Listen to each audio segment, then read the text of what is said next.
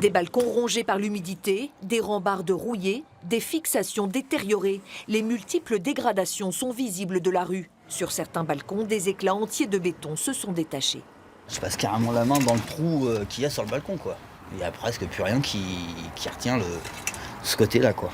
Les habitants de l'immeuble des Flandres n'ont qu'une peur, que ces balcons s'effondrent sous leurs pieds. J'arrêtais pas de dire aux enfants ou quoi que ce soit de ne pas y toucher. J'ai tellement peur que le balcon tombe en bas.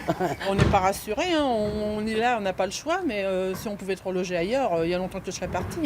Il y a des balcons qui ont des trous, il y a des balcons qui n'ont plus de barreaux, il y a des structures qui sont pleines de cloques, donc l'humidité est rentrée dans la structure en béton des balcons, ce qui cause un autre souci, parce qu'un jour ils vont s'effondrer du milieu. Et il y a des rambardes aussi qui sont rouillées sur les côtés, mais tellement rouillées qu'elles ne sont plus fixées.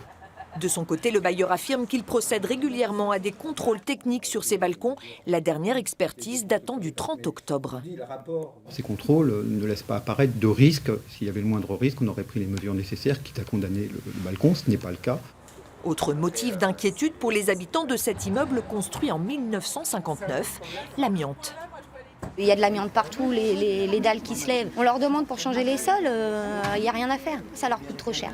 Donc c'est à nous de nous débrouiller. Pour le bailleur, la présence d'amiante n'est pas problématique. Il prévoit en revanche une campagne de travaux pour réparer les balcons de l'immeuble. Les travaux vont consister à passiver les éclats de béton qu'on peut avoir, reprendre les planchers des balcons avec une peinture qui permettra l'isolation et bien entendu de refixer certains garde-corps qui présentent quelques points de rouille et qu'il convient de reprendre.